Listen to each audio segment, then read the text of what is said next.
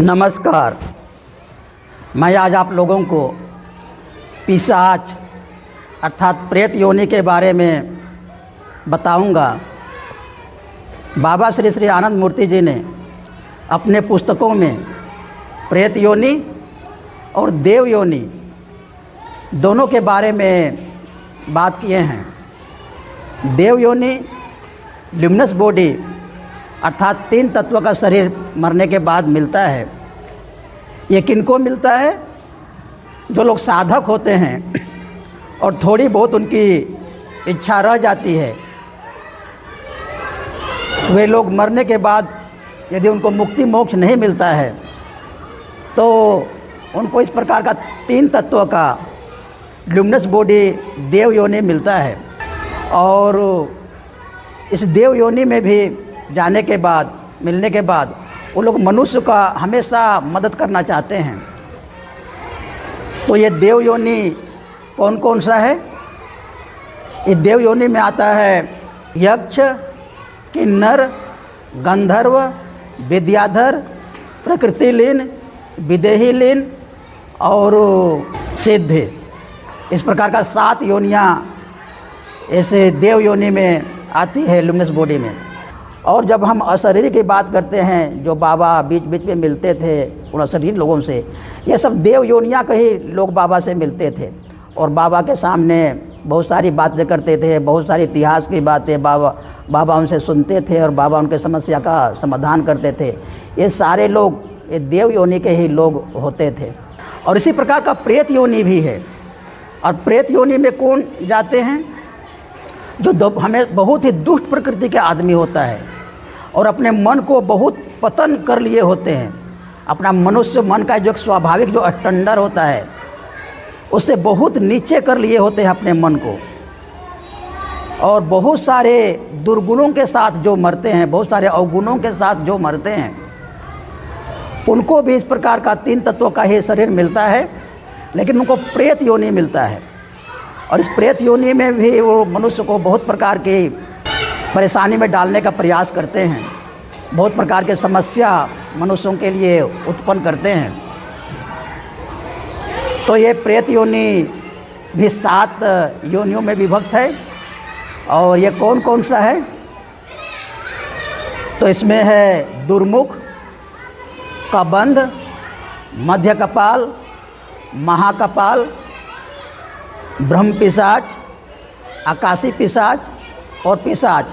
ये भी 7 प्रकार का प्रेत योनि है। और ये प्रेत योनि एक प्रकार का नेगेटिव माइक्रोबाइटा है। एक नेगेटिव माइक्रोबाइटा का ही एक संगठित रूप है जो मनुष्य को नाना प्रकार से परेशानी में डालना चाहता है। तो इसको हम लोग समझते हैं सबसे पहले दुर्मुख को, कि दुर्मुख प्रेत योनि क्या है। तो दुर्मुख के बारे में बाबा बोले हैं कि जो हमेशा दूसरों को दुख पहुंचाता है, इस जीवन में हमेशा दूसरों को दुख को देख करके वो उसको खुशी मिलती है, तो इनको दुर्मुख प्रेत योनि मिलता है। जैसे बाबा एक कहानी बताते हैं कि एक चोर था और किसी प्रकार से उसमें कुछ भाव जगा तो साधु बन गया। अब साधु बन गया तो उसका तो चोर वृत्ति गई नहीं है, दूसरों को परेशान करने वाली वृत्ति तो उसकी गई नहीं है। तो साधु बनने के बाद भी क्या कर रहा है? वो मंदिर में जाता है और चोरी तो नहीं करता है, लेकिन चप्पलों को इधर अदला बदली कर देता है, इधर से उधर, उधर से उधर कर देता है। और जब लोग मंदिर से निकलने के बाद अपना चप्पल को खोजते हैं और परेशान होते हैं तो उसको देख करके उसको बहुत अच्छा लगता है। तो ये दुर्मुख प्रकृति के लोग होते हैं और मरने के बाद इनको दुर्मुख योनि मिलता है, दुर्मुख प्रेत योनि मिलता है। और इसी प्रकार का जो आगे का जो प्रेत योनि है वो कबंध है। अब कबंध प्रेत योनि क्या है? जो लोग आत्महत्या करते हैं अपमान के कारण, फ्रस्ट्रेशन के कारण, मानसिक विक्षिप्तता के कारण, लोभ के कारण, अहंकार के कारण, मोह के कारण जो लोग आत्महत्या करते हैं उनको कबंध प्रेत योनि मिलता है। और ये लोग क्या करते हैं? ये लोग मरने के बाद भी मनुष्य को आत्महत्या करने के लिए प्रेरित करते हैं। जहाँ भी मनुष्य का मन थोड़ा सा डिप्रेशन में जाता है, थोड़ा सा ज़्यादा दुख होता है, तो लोग आत्महत्या करना ही अच्छा है, इस प्रकार का उसके मन में विचार डालते हैं। और आत्महत्या किस प्रकार से किया जा सकता है, ट्रेन में कट करके, कि नदी में कूद करके, कि समुद्र में कूद करके, कि ऊपर बहुत ऊंचा बिल्डिंग से छलांग लगा करके, इस प्रकार का नाना प्रकार के विचार उस प्रकार के लोगों में डालते हैं जो आत्महत्या करना चाहते हैं। तो ये लोग मरने के बाद भी जो कबंध, जो प्रेत योनि है, ये लोगों को आत्महत्या करने के लिए उकसाता है। और ये लोग इस प्रकार मन में भरते हैं कि जीने से अच्छा मरना ही अच्छा है, इस प्रकार को उसके मन में कन्विंस करते हैं ये जो कबंध प्रेत योनि है। तो इसलिए ये जो प्रेत योनियाँ हैं, मनुष्य के मन में नाना प्रकार के नेगेटिव विचारधारा भरते हैं। और उससे मनुष्य का, अगर मनुष्य संभलेगा नहीं, मनुष्य यदि अपने विवेक का प्रयोग नहीं लेगा, अपना भक्ति का प्रयोग नहीं लेगा, तो उनका इस प्रेत योनि जो माइक्रोबाइटा है, प्रेत योनि जो पिशाच योनि है, उनके प्रेरणा से उनका पतन हो सकता है, गर्त में जा सकते हैं। और इसके आगे का जो प्रेत योनि है वो मध्य कपाल। मध्य कपाल क्या है? ये लोग बहुत रेस्टलेस होते हैं, बहुत बेचैन होते हैं अपने जीवन में, बहुत अशांत होते हैं, और अपने सुबह कुछ बोलते हैं, दोपहर में कुछ बोलते हैं, और शाम को कुछ बोलते हैं। और इस प्रकार के उनके व्यवहार से अपने भी परेशान रहते हैं और दूसरों को भी परेशानी में डालते हैं। इस प्रकार के लोग जब मरते हैं तो ये लोग मध्य कपाल नामक प्रेत योनि में उनका जन्म होता है। और इससे जो आगे का जो प्रेत योनि है वो महाकपाल है। महाकपाल प्रेत योनि में किनका मरने के बाद कौन जाते हैं? ये लोग अपने स्वार्थ के लिए किसी भी हद तक जा सकते हैं, अपने स्वार्थ की पूर्ति के लिए किसी भी हद तक जा सकते हैं। और ये लोग अविद्या साधना करते हैं, अविद्या की साधना करते हैं विद्या साधना के नाम पर, और जन संहार का हथियार ये लोग बनाते हैं, और इससे बहुत नुकसान समाज का करते हैं। तो इस प्रकार के जो लोग मरते हैं तो उनको मरने के बाद महाकपाल नामक प्रेत योनि उनको मिलता है। इससे आगे का जो प्रेत योनि है वो है ब्रह्म पिशाच। ब्रह्म पिशाच क्या होता है? जो लोग बहुत बुद्धिजीवी होते हैं लेकिन अपने बुद्धि का प्रयोग मनुष्य के भलाई के लिए नहीं करते हैं, लेकिन मनुष्य का विनाश के लिए करते हैं। जैसे ओसामा बिन लादेन, वो तो बहुत पढ़ा लिखा था, इंटेलेक्चुअल था, लेकिन अपने बुद्धि को किस प्रकार आतंकवाद में उसने लगाया। तो इस प्रकार जो अपने बुद्धि का प्रयोग सही दिशा में नहीं करते हैं, और भी जो बुद्धिजीवी लोग होते हैं वो अब नाना प्रकार का कहानी गढ़ करके लोगों के मन में डर भरते हैं, लोगों में हीन मान्यता भरते हैं और लोगों को सप्रेस करते हैं। वे लोग इस प्रकार का ब्रह्म पिशाच में मरने के बाद वो लोग जाते हैं। और इसके बाद जो प्रेत योनि आता है उसका नाम है आकाशी पिशाच। ये आकाशी पिशाच में कौन जाते हैं मरने के बाद? जो लोग बहुत ही महत्वाकांक्षी होते हैं और अपने महत्वाकांक्षा को पूरा करने के लिए किसी भी हद तक जा सकते हैं। जैसे हम लोग जानते हैं तैमूर लंग वगैरह, वो लोग अपने महत्वाकांक्षा को पूरा करने के लिए कितने लोगों का कत्लेआम किया। सिकंदर महान हम लोग बोलते हैं, और उसने अपने महत्वाकांक्षा में विश्व विजेता बनूंगा, इस महत्वाकांक्षा को पूरा करने के लिए कितने कत्लेआम किया।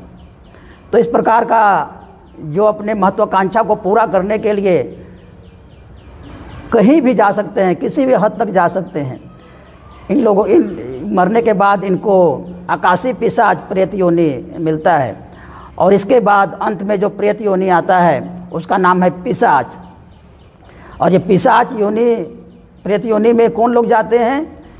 जो लोग अपने स्वार्थ की पूर्ति के लिए, अपने स्वार्थ के लिए कुछ भी करते हैं, और लोग सोचते हैं कि सब कुछ मेरे स्वार्थ के लिए है। यहाँ तक कि पशु पक्षी जानवर सब कुछ को अपने सोचते हैं कि मेरे ही खाने के लिए है, उसका जीवन का कोई भी महत्व नहीं है। और यहाँ तक कि नदी, समुद्र, हवा सबको अपने स्वार्थ के लिए गंदा करते हैं। अपने स्वार्थ के आगे उनको कुछ भी नहीं दिखता है। अपने स्वार्थ के लिए ही वो नाना प्रकार के मिलावट करते हैं सामानों में। तो इस प्रकार जो पिशाच प्रेत योनि है उसमें इस प्रकार के जो अपने मन को बहुत पतित कर लिए होते हैं, अपने मन का बहुत अधः पतन कर लिए होते हैं, वो लोग जाते हैं मरने के बाद। और बहुत सालों के बाद, 500 साल, 1000 साल, 2000 साल के बाद फिर से उनका मनुष्य जन्म होता है। और मनुष्य जन्म मिलने के बाद भी वो लोग किस प्रकार का काम करेंगे वो तो उनके विवेक पर निर्भर करता है। तो इसलिए मनुष्य को इस जीवन में बहुत ही सोच समझ करके अपने विवेक का प्रयोग करके ही चलना चाहिए। और बाबा आगे बताते हैं कि माइक्रोबाइटा तन्मात्रा के माध्यम से गमन करते हैं, मूवमेंट करते हैं। नेगेटिव माइक्रोबाइटा और प्रेत योनि भी नेगेटिव माइक्रोबाइटा से ही बना होता है। ये लोग गन तन्मात्रा, जो सबसे स्थूल किस्म का तन्मात्रा होता है, उसके माध्यम से गमन करते हैं, मूवमेंट करते हैं। इसलिए सारे प्रेत योनि को गंध पिशाच भी कहा गया है।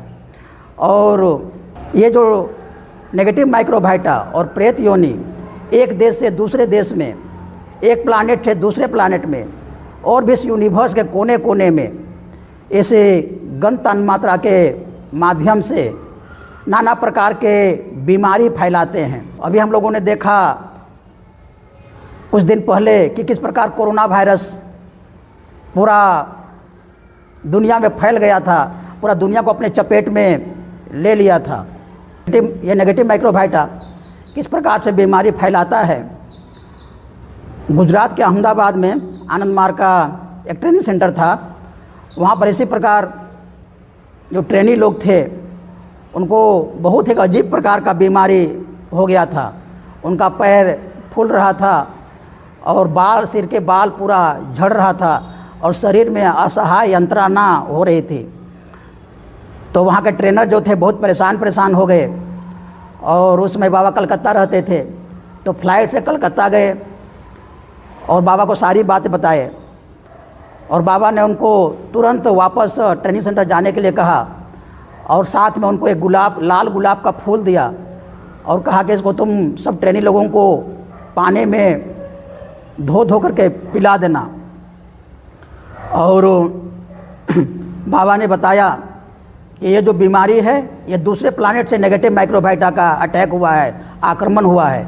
यदि कहीं ये दूसरे जगह पर आक्रमण होता नेगेटिव माइक्रोबाइटा का, प्रेत योनि का, तो बहुत ही क्षति होता। लेकिन वहाँ ट्रेनिंग सेंटर में तो सब लोग साधना करते हैं, ध्यान करते हैं, आसन करते हैं, सब लोग सात्विक हैं, सब लोग पॉजिटिव माइक्रोबाइटा से संपन्न हैं। इसलिए उनका वो जो नेगेटिव माइक्रोबाइटा का बहुत ही कम प्रभाव पड़ा। तो इस प्रकार से बाबा उनको गुलाब का फूल दे करके भेजे और बोले बाबा ने कि वहाँ का जितना भी खाने पीने का सामान है, कपड़े लत्ते का जो सामान है, सबको जला देना और तुरंत अपना training centre Gandhi Dham shift कर लेना। और तभी से वो training centre Gandhi Dham shift हो गया है। और तब से वो जो अहमदाबाद का जो आश्रम था बिल्कुल ही नेगलेक्टेड, एकदम खंडहर के समान हो गया था। और 2004-05 में मेरा फिर पोस्टिंग हुआ वहाँ पर।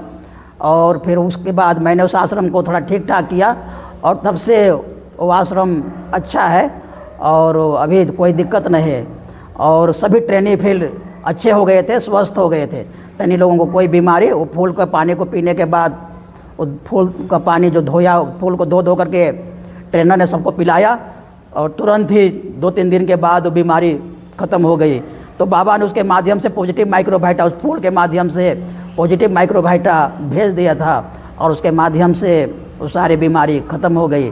तो इस प्रकार से ये जो नेगेटिव माइक्रोबाइटा और प्रेत योनि बीमारी फैलाते हैं, मनुष्य के जीवन में तबाही लाते हैं।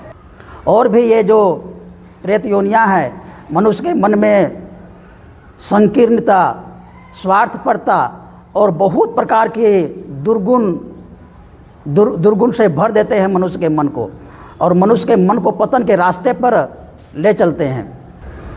जो पॉजिटिव माइक्रोबाइटा होता है, जो देव योनि होता है, वो आकाश तत्व का जो तन्मात्रा है, साउंड, उसके माध्यम से गमन करते हैं। क्योंकि ये सूक्ष्म होता है, सूक्ष्म तन्मात्रा है, इसके माध्यम से गमन करते हैं। और ये भी एक देश से दूसरे देश, एक प्लानेट से दूसरे प्लानेट और भी पूरा यूनिवर्स के कोने कोने में इस प्रकार उसके माध्यम से साउंड तन मात्रा के माध्यम से गमन करते हैं और मनुष्य के मन में अच्छे विचार, अच्छे गुण, दया, प्रेम, करुणा, भाईचारा, साधना के प्रति अट्रैक्शन, संगीत के प्रति अट्रैक्शन, मनुष्य कल्याण के लिए जो चीज़ें जरूरी है उसके लिए रिसर्च, इस प्रकार के जो अच्छे चीज़ें हैं उसके लिए मनुष्य को प्रेरित करते हैं, मनुष्य के मन में प्रेरणा भरते हैं। इस प्रकार का जो देव योनि होता है वो। तो और बाबा आगे बोलते हैं कि ये जो नेगेटिव माइक्रोबाइटा और प्रेत योनि से बचने का एक मात्र उपाय है कि मनुष्य अपने मन को ऊपर के चक्रों में रखे, अर्थात सहस्रार चक्र, गुरु चक्र, आज्ञा चक्र, विशुद्ध चक्र, ये सब में मनुष्य का मन रहना चाहिए। तभी नेगेटिव माइक्रोबाइटा और इस प्रेत योनियों का प्रभाव कम पड़ेगा, वहाँ पर ये प्रभाव नहीं कर पाते हैं। और यदि मनुष्य का मन यदि नीचे रहेगा, मूलाधार चक्र, स्वाधिष्ठान चक्र में रहेगा, तो मनुष्य का बहुत पतन कर सकते हैं, नाना प्रकार के बीमारी फैला सकते हैं और मनुष्य के मन को बहुत डिजेनरेट कर सकते हैं। मनुष्य के मन में मनुष्य के मन को अवगुणों से भर सकते हैं और मनुष्य के मन की जो कोमलता है, मनुष्य के मन में जो मानवीय गुण है, सबको तहस नहस कर सकते हैं।